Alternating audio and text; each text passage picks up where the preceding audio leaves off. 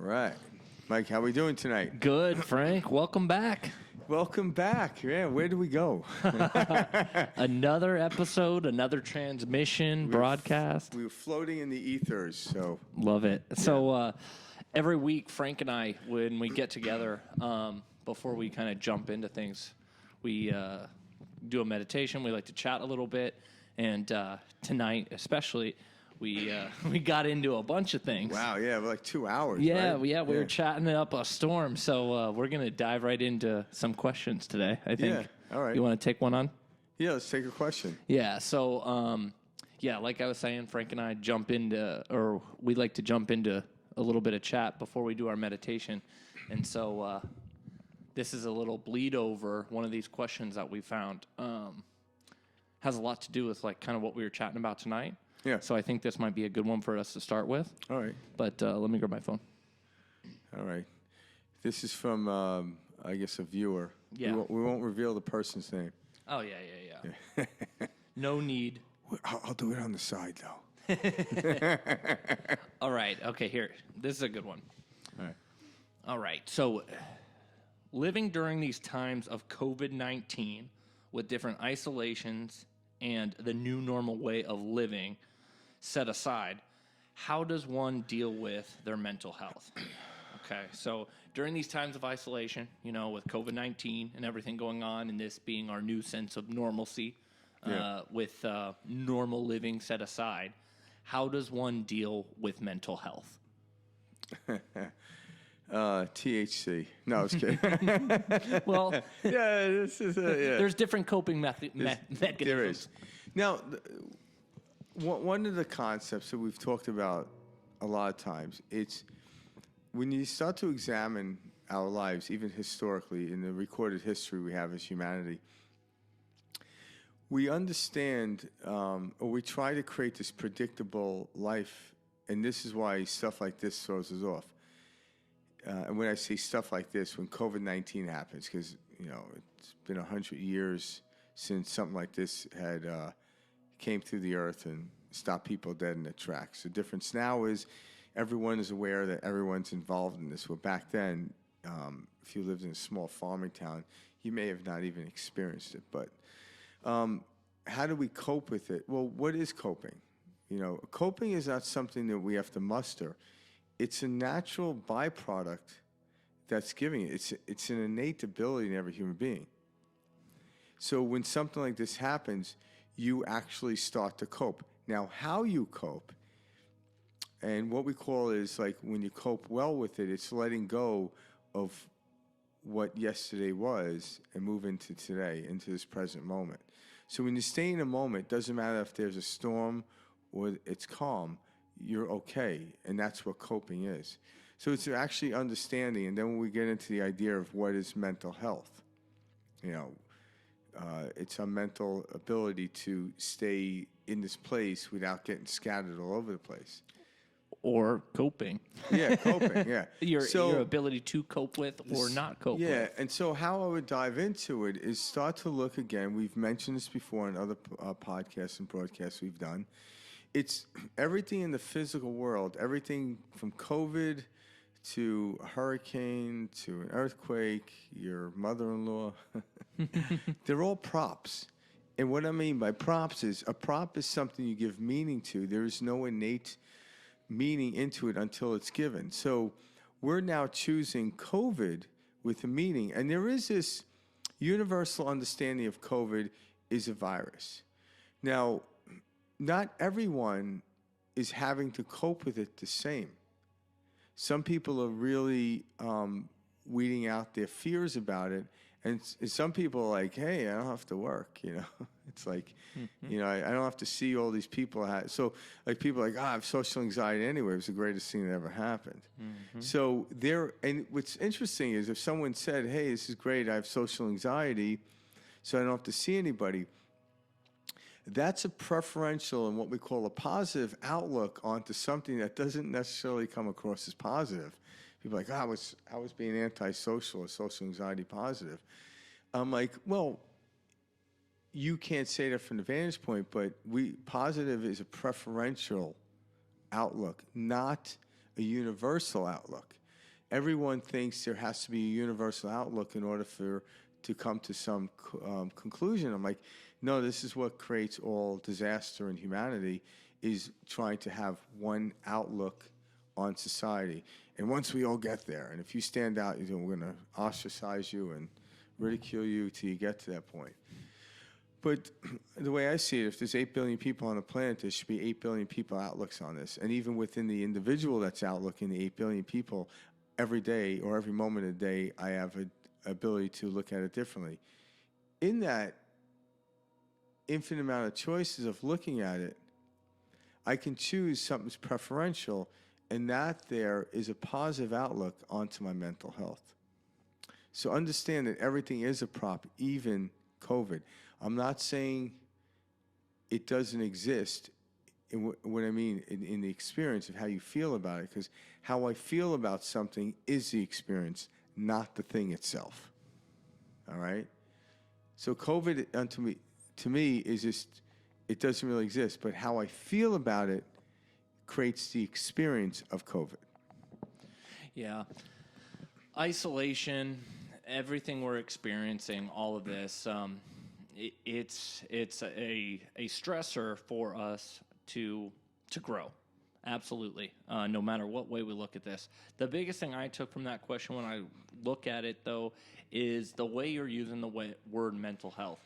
So mental health isn't something that increases or decreases by what's going on around us or outside of us, such as the props that Frank just mentioned. COVID, my girlfriend breaking up with me, my boyfriend cheating on me, my boss firing me. No. Mental health is within. We look at mental health as if it's something you're born with or you grow up into having.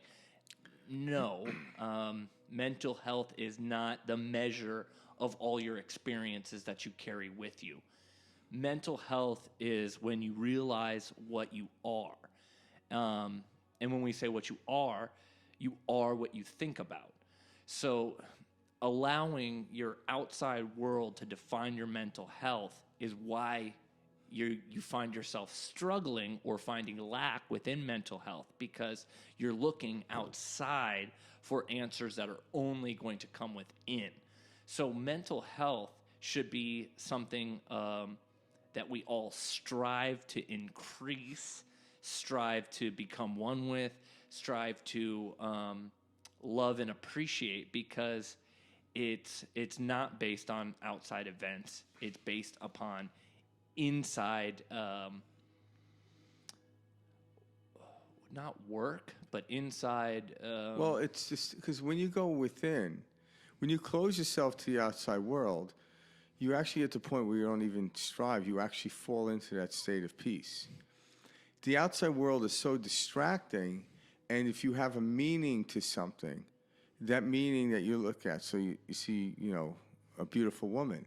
And so the meaning you gave what you consider a beautiful woman will give an emotion back to the body, all right? Now, unless you're in a relationship with someone else to see it, could be a conflict in that.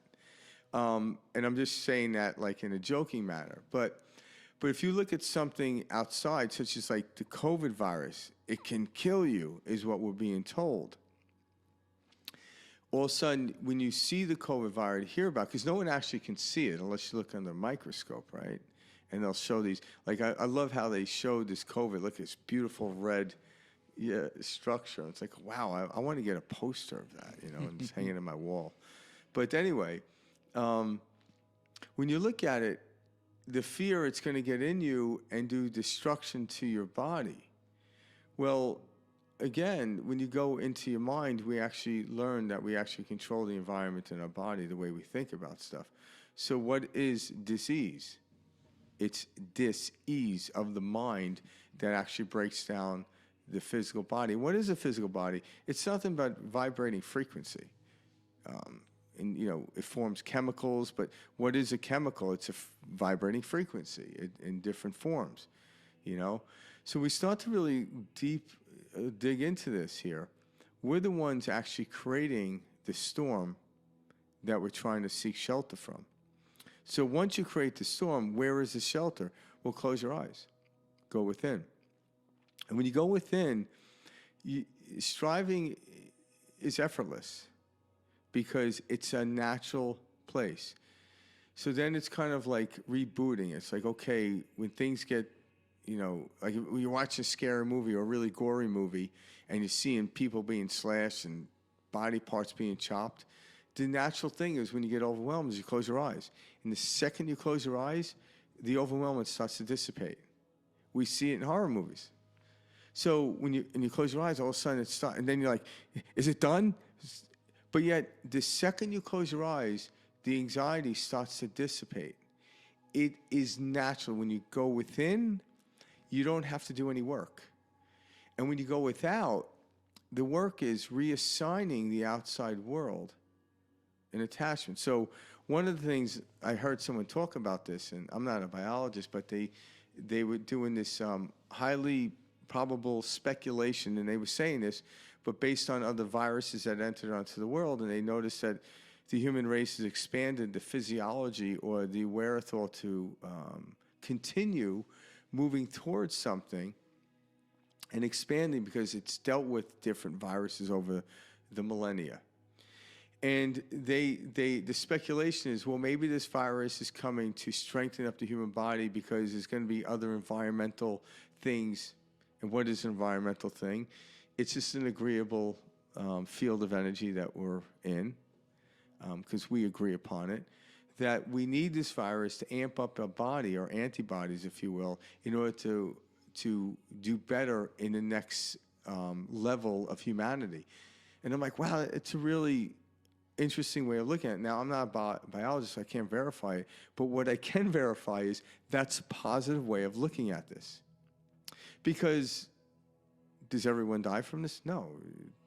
There's nowhere near everyone die from this. But even though everyone isn't dying for it, you could have a high percentage of people that are in fear of it, though. So what is mental health? And I understand the question. Mental health is, how do I get out of the state of fear and loneliness and anxiety during COVID? It starts to reform how you look at it. And we've talked about this on the transmissions. And to me, this is vital and important. That in this physical three-dimensional world we live in, whether you're on the top of the mountain or on the valley, it doesn't matter. It's all good. It's how you look at it. But if you actually declare that the top of the mountain is the only place you want to be, you're going to struggle in life because you can't always be on the top of the mountain. Because even if you make it to the top of the mountain, the ability to stay stagnant is impossible. So then you're going to want to climb down the mountain and find another mountain. So you have to make it down to the valley and walk across the plain to another mountain. But if you actually enjoy the whole process of the peak of the mountain, the mid-range, the valley, the plain in which you walk across to get to another valley and peak and mid-range of a mountain, all is good. All is good because I have the ability to narrate the meaning to it. But somehow along the way, people are like, that ought not to happen. This is the best job. This is where you should be. And then we buy into it, and then we emit a frequency. But because of the conditioning, movies, television shows showing us this is happiness, Yep. This is all that conditioning we speak of, that you go through. This is why you feel money, success, whatever, this body type, this body color, this body image is needed for happiness, success. And what do they all have in common? They're all outside of us. Not one of those items are inside you. You don't eat money. You don't eat your job. You don't eat the Ferrari. And when I mean eat, I mean like absorb into your psyche. It's all out there. Now, me and Mike will never talk you out of actually experiencing the Ferrari, the mansion, the money. By all means, go for it. It's part and parcel of this experience. That's why we're here. We weren't meant to be impoverished and live on the street to claim that we're evolved human beings. No, quite the contrary. But do not attach yourself to the Ferrari nor the mansion. And when you don't attach to it, when it's time to exit, you'll be fine. A Mercedes will come along, or a bicycle, whatever modality of transportation you need at that moment will definitely rearrange itself for you to be in that. But if you attach yourself to the Ferrari, and that's all you'll ever drive, well, if Ferrari becomes your religion, guess what you can't do? You can't make it up a mountain in a Ferrari. You can't make it across an ocean in a Ferrari. It's different vessels and modality that will do that. One, you need an airplane or a helicopter. So it's about detaching, but still playing with it. So it's kind of like what Jesus said. You're in this world, but you're not of it. Do not attach yourself to any outside thing.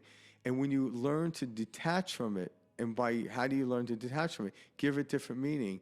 You all of a sudden fall into what we call a healthy mental being. The reason we detach from things, guys, when we're talking about this is all day long with our different senses, etc., when we are experiencing, we're assigning a meaning to everything we're going through and saying, this could be better if it was done this way. Yeah. This is unsatisfactory to me, but this would make it better. And that's what you're doing all day, because since children, we've been conditioned this way. This is why we tell kids, you're never happy. Well, look at yourself as an adult. Are you ever satisfied? Are you ever happy? No, that's not just because they're a child and because you spoiled them. It's because you're a human being. It is our natural mind to say, to continue to grow and grasp and attach. And so when you can stop assigning, attaching, and holding on to things is when it kind of clears the airwaves and it allows you to experience things for what they are, which is light, beauty, love. Yeah, because like you think about it, like a child. When a child will grab a toy or something, they'll attach themselves to it, and you try to take it away, they get upset. But then there are moments in childhood where there is no attachment. They run out the front door, they go to the playground, they get on the swing, they go over. They don't, like, it's like when I go to the gym, like I notice it annoys a lot of people. I find it to be funny, but somebody will like utilize different equipment. So they take a towel and they throw it around to hold their position. And then people come over and they'll scowl at it. I think it's funny. What I do is I throw my towel over their towel, just to mess with them. So I walk around with towels. I don't even work out. I just place towels on machines, and just see people get annoyed. Seriously. Yeah, I go in and I leave, and I watch everyone fight.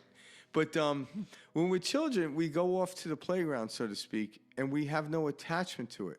But we use the swing set. We use the slide. We use the seesaw. But we don't attach to it. It's not mine, it's ours. And it's amazing. Kids don't have to like line up and say, hey, this is not. They're taught this. It's my turn. And all of a sudden, when parents get involved, it's, hey, you've been on there long enough, get off. And it's like, no, there's a natural thing, a natural swaying of doing that. So kind of what, like, when I look at it, a goal for my personal goal is to get back to that childlike state. It doesn't mean I have to forget everything I knew. I just have to detach from the definitions of experience that are in front of me.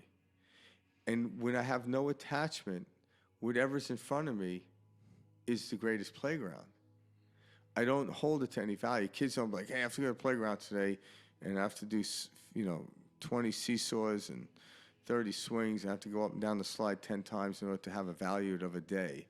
And my kids don't think that. Artists do this very well. Yeah. They can look. And we're all artists. Yeah. At times. But, absolutely. Yeah. Absolutely. But, I mean, you see a brick wall, an artist sees, a canvas. Look at all these different things. Yeah. And so those little perspectives are what we're talking about. Yeah, exactly. So, and as you play with that, when you have no attachment, because I was talking about to Mike this earlier, like I like to play with people in these games, like when a buddy of mine texts me something like about, hey, get the masks. And I probably shouldn't repeat this on the air, but you know, I said, you know, I made a story like, oh, the governor says we don't have to wear them, and he's like, you go, seriously, you know. And then I wrote something back vulgar, so he understood I was joking. But because I learned to detach from thought, I'm able to go off into these funny states and present stuff, because it's like, you know, someone sees a wall, but an artist sees a canvas. So I'm always looking at things as a canvas, always. But I don't know it until it presents itself to me. So my mind is always on the precipice of creating something. Hold on. Yeah. You're right. So you just said, okay, my mind goes off on these little things. Okay, so like that's what the details are that shake out. So everything starts, you can call it your mental health, but really it's you as your spirit. It's you, you know, you're not your body, you're not your mind. So you are this general formless light, okay? And so you generate a feeling. And it doesn't matter what you say to your friend. It doesn't matter what you do. These are all the little details that just allow you to experience. And no matter what is said or done, it all shakes out good. Why? Because it is all good. And so when you send out it's a general feeling when you are in this flow, in this natural state, and you're laughing and having this experience, and you go off on a wild tangent with your buddy in laughter. It's because the details don't matter. It's the overall, it's where it's coming from. Well, you struck words. So let's look at the word matter and the meaning of it, right? Where does it come from? Well, in Physical. science and physics, matter is physics. So this table doesn't matter. And what I mean is this table cannot produce another matter table. How I feel will generate the ability to create matter. In other words, a human's concept through their imagination is what created this table. So how they felt due to the imagination literally created the matter. We know this in quantum physics, is when we give our attention onto something, when we observe something, we take that wave of energy and we actually solidify it into an electron, which is the first solidified understanding of matter. So how we feel matters. Circumstances, conditions do not matter, and everything outside of us are circumstance conditions. Now, what they can do is they can reflect back to us a feeling that can reproduce matter. So I could look at this table and I could reproduce a similar table based on the frequency of me looking at it. But the table wasn't what done it. It was my feeling about it. It generated it, and then I created another table very similar. And that's how we reproduce. And just like, you know, you get on a down spiral with drinking, with drugs. That's with where the fun begins. Overeating. any of these. Yeah. It's any rock star's lifestyle. It's a great, man. Everyone wants to be a rock star. I'm like, you ever listen to the interviews with these guys? I was gonna say. Well, you're a rock star, right? Oh God. Yeah. But seriously, so you go down these paths and you don't realize that you're stuck in this repetitive and that's constant. what it is. You know what's funny is, like, anyone that's ever experienced taking drugs, right? Why do you take drugs? Because it makes you feel good. No one's gonna, unless they're trying to off themselves, no one's gonna drink bleach and try to enjoy their night. You know what I'm saying? They do it because they feel good. Why does it become a problem? Is because you're trying to, what they call, chase the dragon. You've already experienced that, but you're trying to keep doing it. And what you're trying to do is live a predictable life. And once you do that, it differs from the original aspect. They even know this in biology is if you do something slightly different every day in the same field, say working out or reading, and you slightly read different type of books, or when you go to the gym, you do slightly different workouts, you have to stay conscious. So if I'm staying conscious, my cells are producing a stronger that's going to maintain the status and the physique I'm in. But if I start doing the same workout day in and day out, year after year, all of a sudden my cell produces a weaker protein, and that's what we call the aging process. If I keep reading the same book, my mind starts to shut down and find a narrow neural pathway, and that's it. And this is what we call classic physics, predictable lifing. So we go to the gym. Well, this is what I do, and you wonder after a while you're not getting an expansive result, is because your actual biology starts to produce weaker, because in predictability there is no, like, you ever watch like a TV show, like a comedy that's very predictable? There's nothing to laugh at. You see it coming. But the ones where you don't see it coming, that's when we truly laugh. That's what really rips us out. That's how you want to live your life. You want to live your life not knowing, but knowing how I feel when I step into that. So if I'm in a laughing mood, whatever I look at, I'm going to laugh at. I'm going to find it funny. If I'm in a serious mood, whatever I look at, I'll the same thing. I can look at the same thing and scowl over it, or I can laugh. We know this. Like, I don't know why, but like I remember, you sitting there watch these videos, or you see somebody walking, they fall, and you just laugh.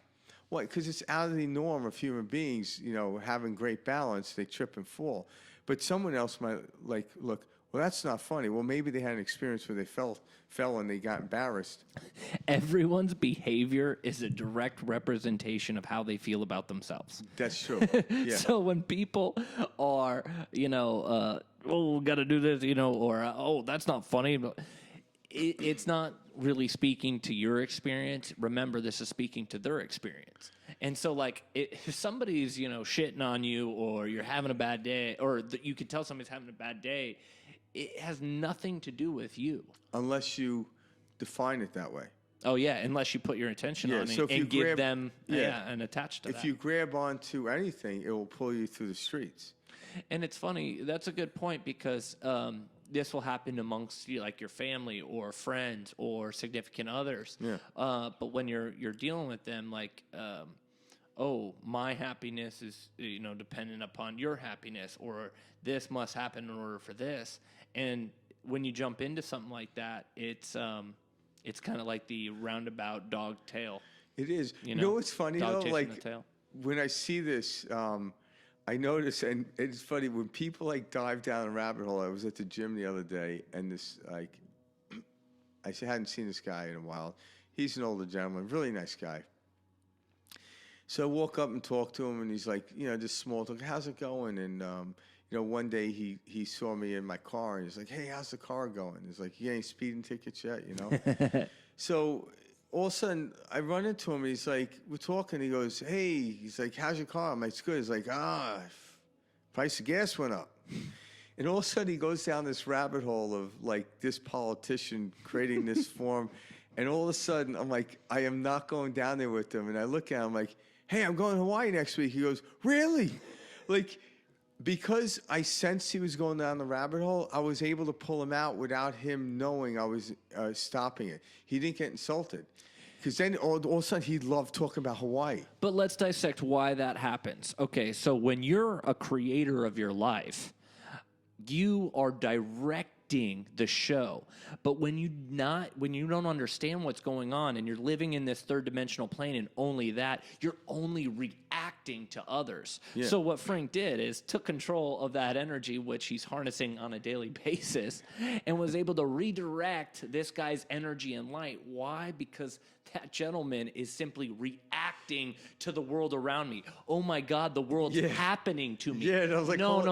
Yeah, like we're making the world happen. It's not happening to you guys. You're not going out and experiencing just crazy turn of events. No, your energy, your vibration is bringing in all of those experiences.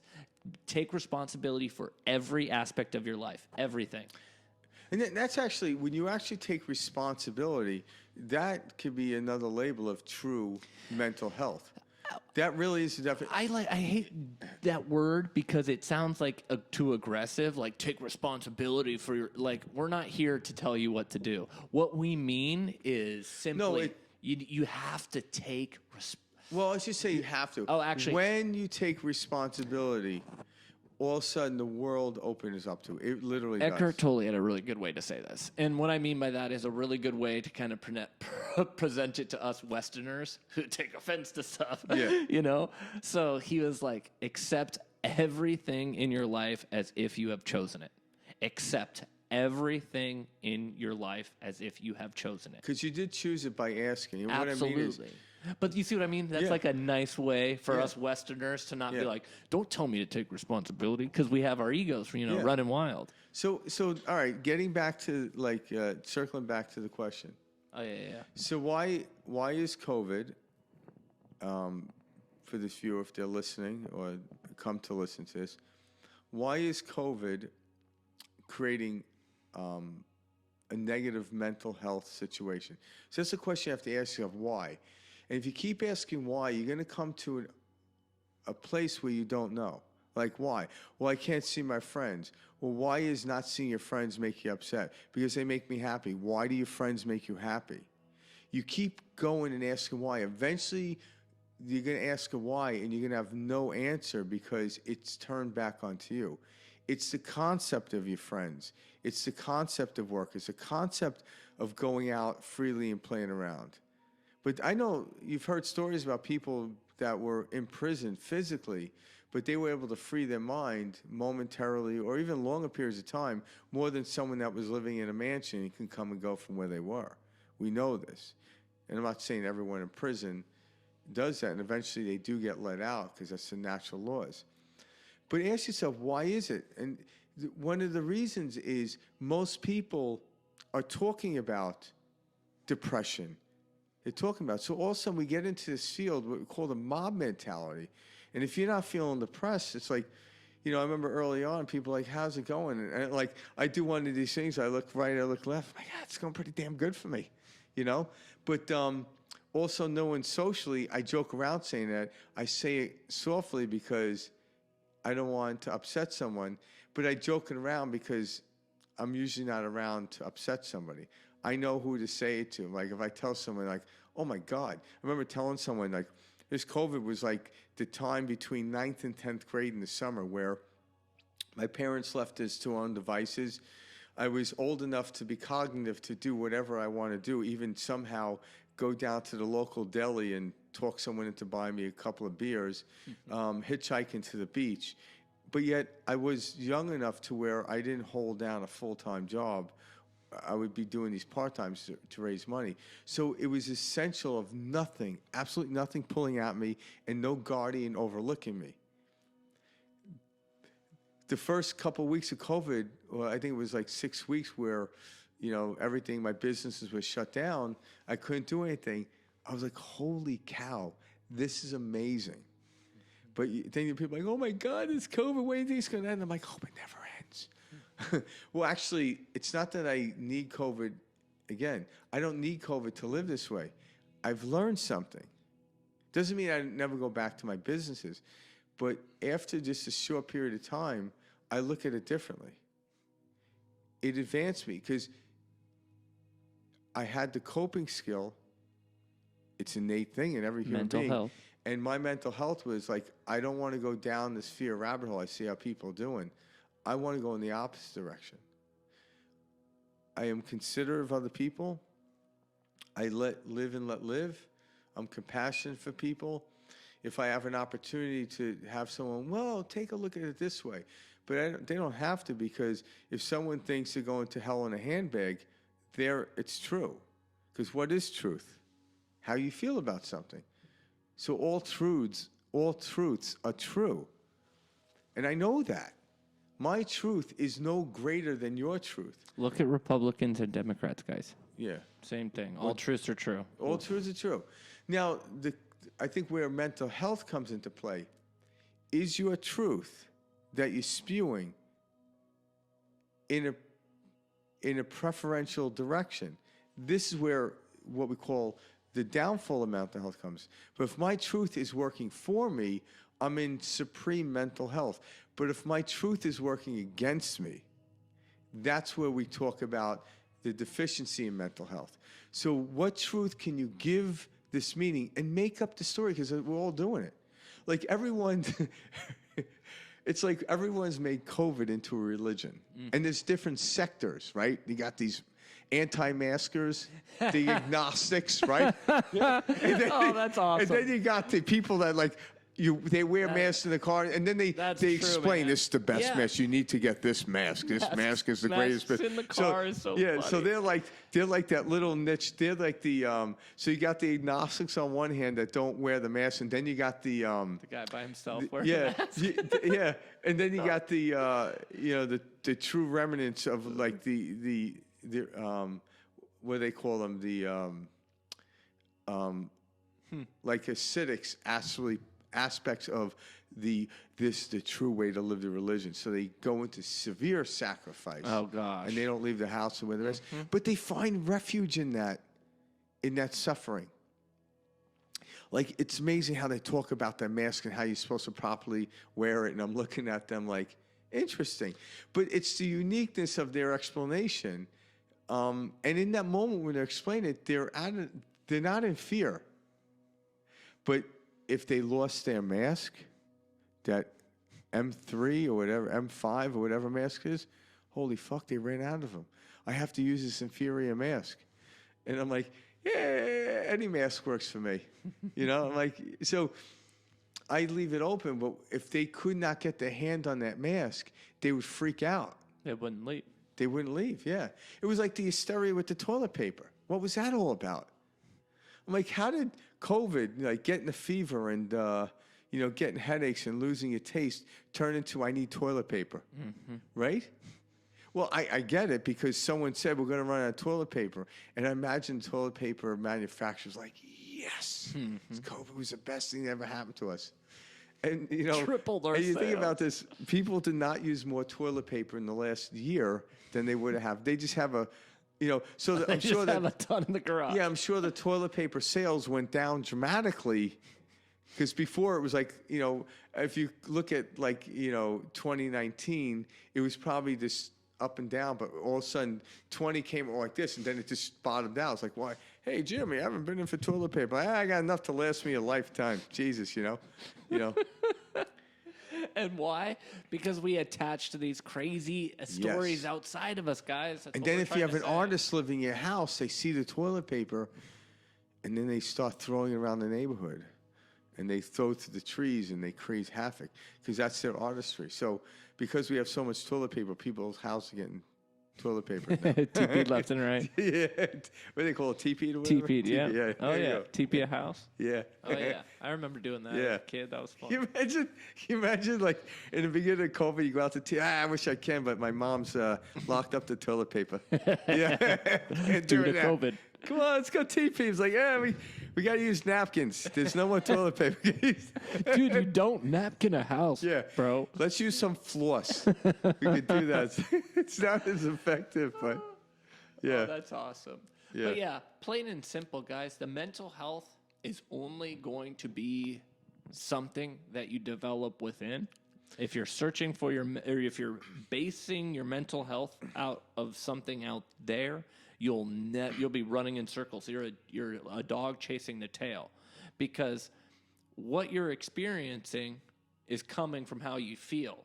So if you feel like you have poor mental health, or that you are anxious or sad or depressed, you will only continue to experience situations that bring you anxiety, more depression, more and how does that happen? Negative emotion. Yeah, so when you look at anxiety, right, what is anxiety and the understanding of anxiety? Anxiety is trying to figure out what your future is going to become. How do you deal with it? So there's too many narratives, like, what can happen? If I just say, what can happen tomorrow? Oh my God, it's endless possibilities. So all these thoughts flood in, and I create anxiety. What's depression? Depression is thinking about your past in a moment that's gone. You can't do anything about it. So we're really dealing with the understanding of mental health is learning to realize you have no control of the outside world, because it's a field of energy that all the people in your village, your town, wherever you live, are placing their field into it.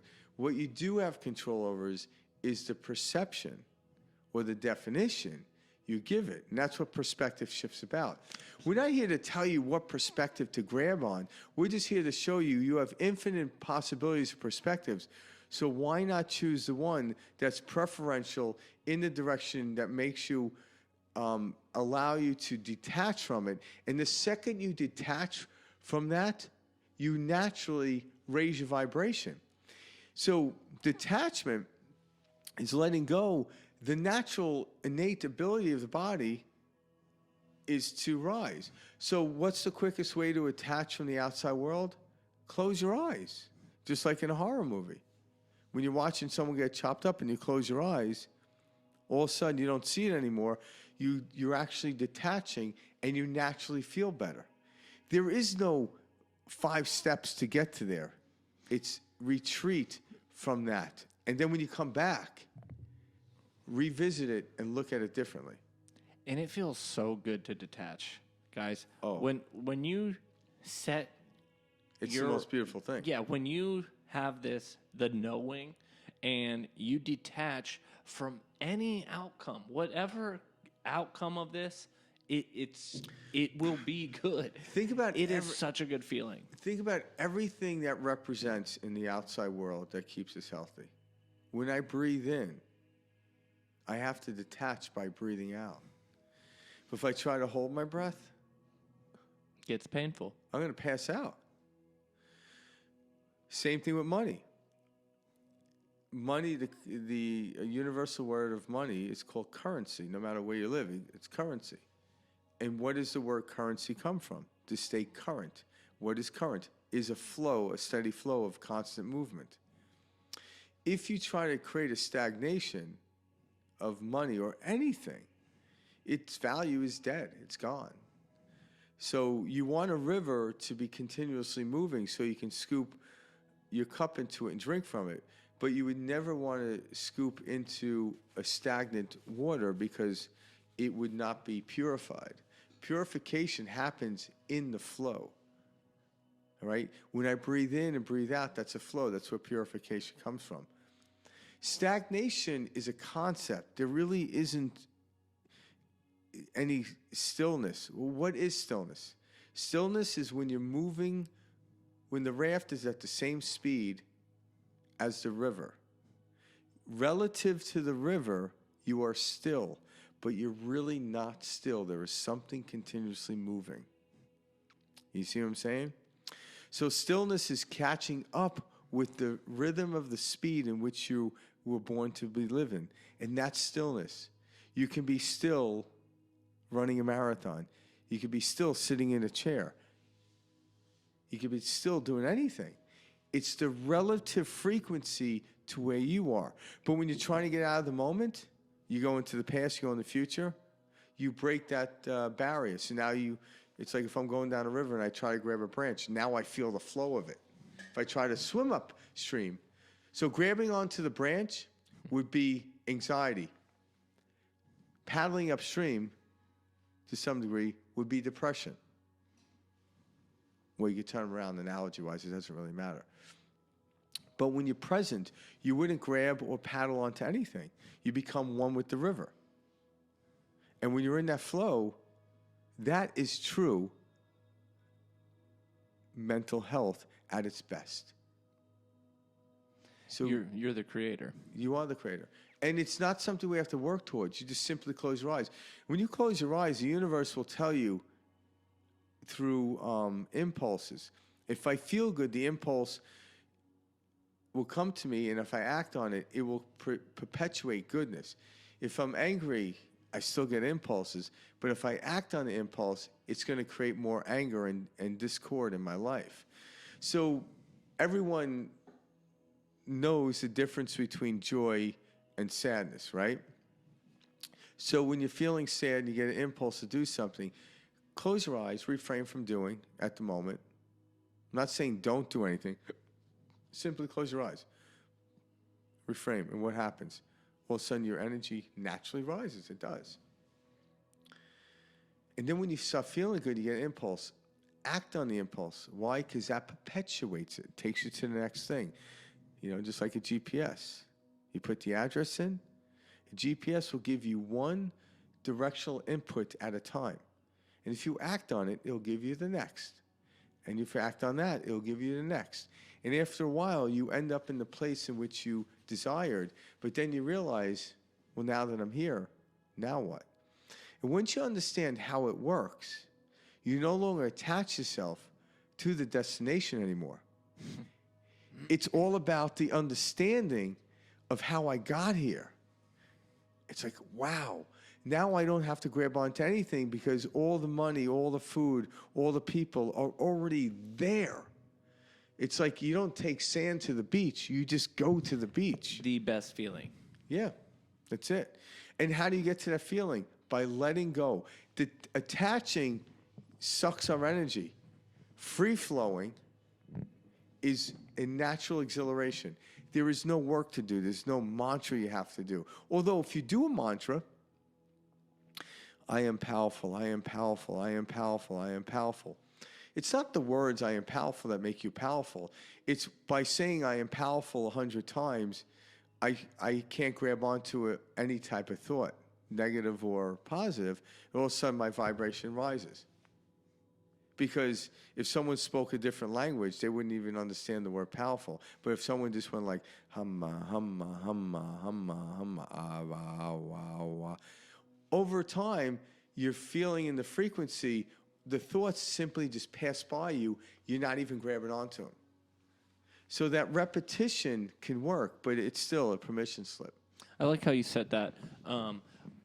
How do we get this? How do we access this? Yeah, you're sitting there, you're It's who we listening to are. this. Yes, exactly. Yeah. So you're there now. Literally. You're just caught up in your head. Plain and simple. Yeah. You're just caught up in the mind. What Frank and I are just talking about is telling you it's okay to slow down the mind. I remember when I first started getting into this and understanding how I was creating, I was somewhat nervous, like, oh, I'm going to forget to do this or I'm going to forget to do that. Yeah. And no, let go completely. Let go. There can't be any fear. You got to take the step forward because it's yourself. But also you're playing understand tricks on yourself. The game of fear is a game not to step over. Because like what me and Mike will tell you when you tell a story, no one forced us into this. So no one said, you have to get over fear. I'm like, well, that's fearful. And it's like, what? Like, it's like when someone says, you have to eat the broccoli in order to be healthy. I'm like, now you created anxiety in me. And if I understood biology back as a kid, I would simply say, Father, you're ruining my immune system by making me feel inadequate about eating broccoli. Then my dad would just sock me upside the head, you know? But but the nervous system, like, what's going to happen if I don't eat the broccoli, right? The shit tastes horrible.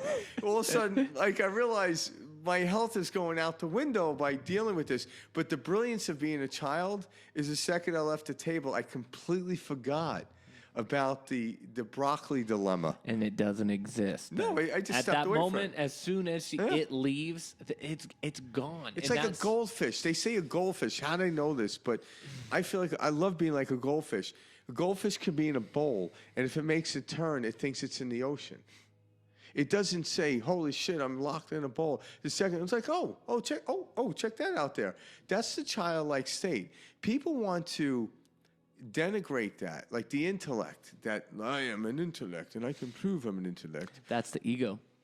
It is the ego, but it's a trap. The conditioned, subconscious It's mind. a trap. It traps you in this box.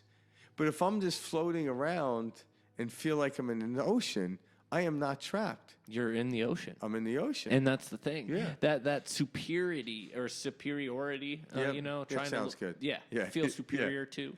Me and Mike like to make up words. Actually, superior. But you know what I'm saying? So like Yeah.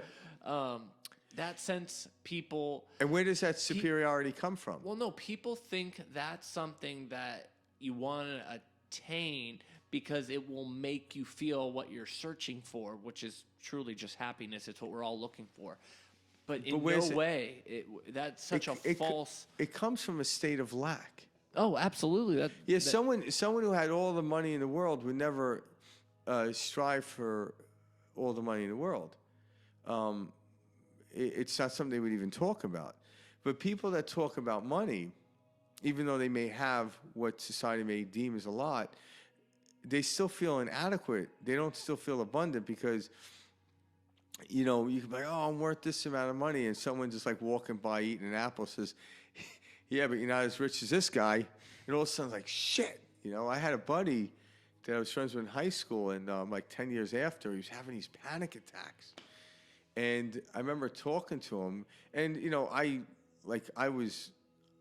knew nothing about the concepts that I was talking about, although they were always, I was on the fence about it. It was almost like, huh, like that. Like, I was like, huh, my whole life. Now I'm like, ah. But at the time, I remember talking to him, and he's like, I'm like, dude, what's the deal? Like, he's like, what happened? His wife found him curled, or his coworker found him curled under his desk. He was working down on Wall Street, right? And he had a panic attack. I'm like, I've never had a panic attack in my life. And I'm like, what happened? He's like, man, it's like, I set a goal this year to make $1 million this year. And he goes, I only made 600,000. And I'm like, go fuck yourself. You know? I'm like, so much yeah. money. And it was just funny, but then I started laughing with him. And I said, listen, I said, 10 years ago when we were in high school, if you talked to that kid in high school and said, in 10 years, I'll be making 600 grand. He goes, yeah, no, Frank, I got what you're saying. But what you don't understand is my neighbor made $2 million. I'm like, oh, you're comparing. I'm like, well, then go fuck yourself, because I didn't make 600 grand this year. Mm-hmm. And you're talking to me, and I'm not curled under a desk. Mm-hmm. You know? He's lucky to have a friend like you. The thing is we were laughing, because he saw, at that moment, he saw the ridiculousness in what he did. Whether he went back to it or not, because we started losing touch over the years, was up to him. But when I would say that, I wasn't saying it aggressively. I was talking because he knew me since we were young. No, that's what I'm saying. Yeah, he was like, it's your buddy. Like, oh, go fuck yourself, you know. And all of a sudden he started laughing, and the laughter broke up the thing. And I'm like, come on, 600 grand. I'm like, what? How much more do you need? But he's trying to keep up with the Joneses, and I'm like, and I get it, because at the same time, I was doing the same thing with him. It's just that my neighbor did it. You know, my neighbor might have made 10 grand more than me, and I'm like, "Fuck you, buddy." See, and that's the thing. Yeah. Like All everyone, levels. it doesn't Doesn't matter what level you're at. That's it. It's the same Like guys, shit. as soon as I have money, I'm not gonna have problems. Yeah. You're gonna have the exact same problems you have right now, except you're gonna have more money. Yeah. Can you imagine like being like Bill Gates, Warren Buffett, and like Elon Musk and Bezos, right? There's 4 guys. There you go. And they wake up in the morning, you get a text saying, haha, I'm the richest guy in the world. And a week later, it's A like, group chat. A week later, it's like, yeah, go fuck yourself. My stock just went up, right? But something tells me they don't do that. No. Because that spot, like I remember, like it wasn't that long ago, and Elon Musk. Musk went and. But then he went down a little bit. Well, it's just funny, but I'm like, oh, and some guys like, oh, it'll only lasts a week. Like, and I'm thinking to myself, like, you really think Elon Musk is like, yes, yeah, fuck you, Bezos? You know, he's not even thinking about it. Who's thinking about it are these analysts that want you and I to stay in this game because that's how they make their money. They could. Again, I don't know if they care less than I haven't spoke to them, but something tells me they're not trying to achieve that spot. But there are people that are running this game, and they want us to be in the game because they feel if we're in the game with them, it helps their game out. But I understand the game, but I understand how to play, but I don't play the game by the rules in which I'm confined. Because even in any sport, there are rules and stuff like that. But yet, there are other rules that people can break naturally, right? Like in a basketball, if I can jump higher than you. Well, you can't make a rule that says I can't jump only a foot off the ground. Like, you know, the game stops. So then it's my ability to get into a frequency state that allows me to launch above you and slam in there. But there are base rules such as double dribbling and, you know, doing all these other things and fouls that you can't do. But if I can find ways to advance above those rules, I'll do very well in the game. Which is what all the greatest players do. Yeah, they do. They actually don't compete. They actually perform. So you can be in a field of what you consider competition, but it's not. The true essence of humans isn't competition, it's performance. So what makes so if two people are competing against each other, if my opponent is performing well, guess what's going to do to me? It's going to up my performance. So now we're performing together. We're in this dance. And at the end of the thing, if I can refrain from looking up at the scoreboard, that was a great game, whether my points are higher than theirs. That was it. Their performance brought me to another place. You see it all, it was like Larry Bird and Magic Johnson. They made themselves great in their performances. Right? You look at that, it's like, wow. And even today, you talk to them, they'd be ridiculous. Who's the better one? They might joke and say, I am and him. But without the other, their performances together brought them out. And it went beyond competition. You have to step out of competition to really perform. Competition, if you're competing against someone, you're only going to win by 1 point.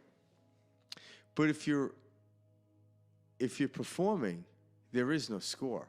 It's a feeling. It's like, holy shit. You almost want to hug the guy that made you jump higher. Because if he wasn't there, you wouldn't have jumped that high. You knew you could jump that high. It's like, I always say, does anyone ever talk about the pitcher that threw the ball to Babe Ruth when he pointed out to the left field and hit the ball in that exact spot? But something tells me Babe Ruth had to thank that guy, because it wasn't that pitcher throwing that ball. None of that would have happened. Now, I don't know if the pitcher, I'm sure somebody knows the name. I didn't really study it. I'm sure he was like, fuck. But then over time, it's like, Babe Ruth is like, I was the guy who threw the ball. Seriously. Yeah. All of a sudden, he probably that was his fame. That came to fame. He's like, actually, I was the guy who threw the ball.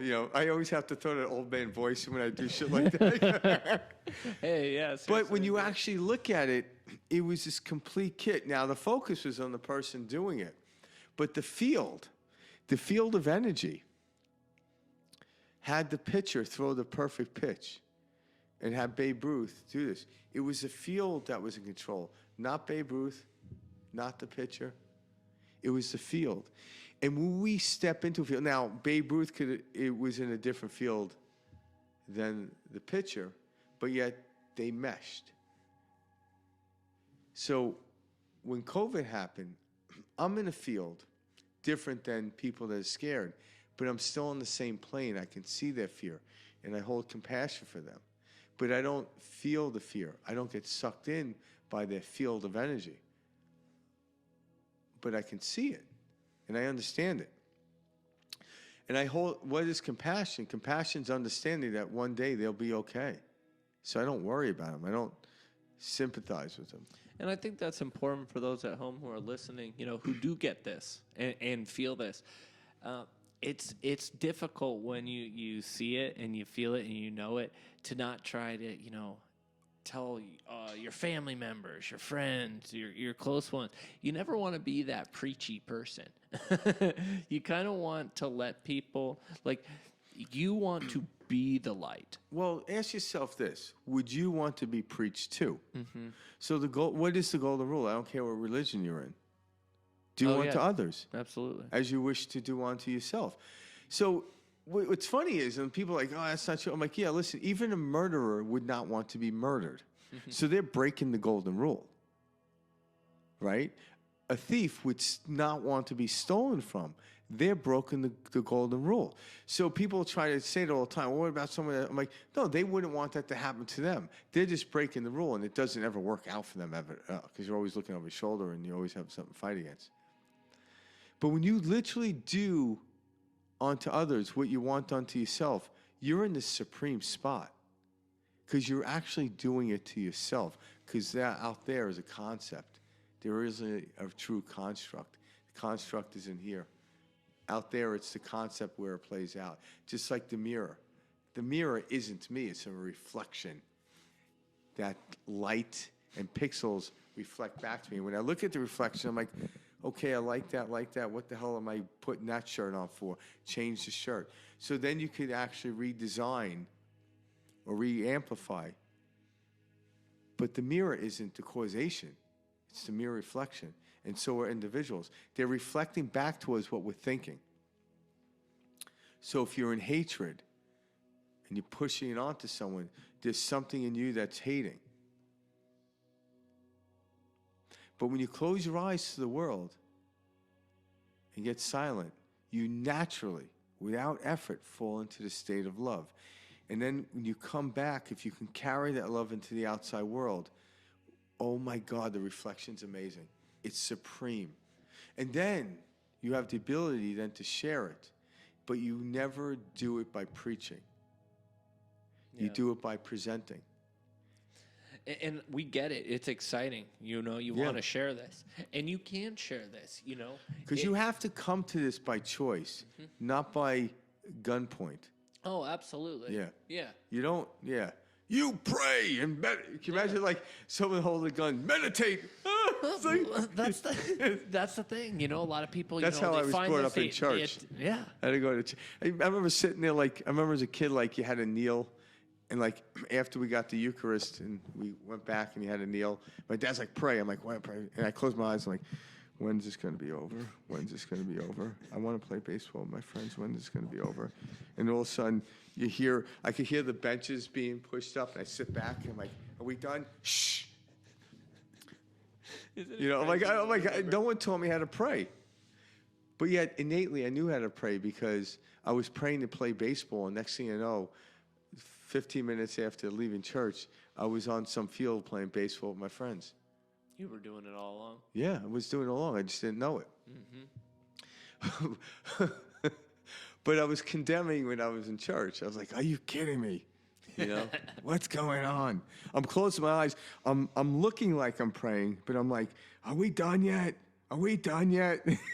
We play this weird, so we have no idea we're in control. Then we kind of, when you figure out, wow, you know, I am in control of everything. You always have been. Then you get half in, half out. Yeah. Like, I don't know, am I? So there's like these different stages to it, guys. Yeah, it's true. And like some slight misunderstanding has led us to this understanding of be careful what you wish for. The knowing is there. It's always been there. Yeah. That's why you've made this effort. That's why you put Yeah. in the time. That's why you want to experience this. Yeah.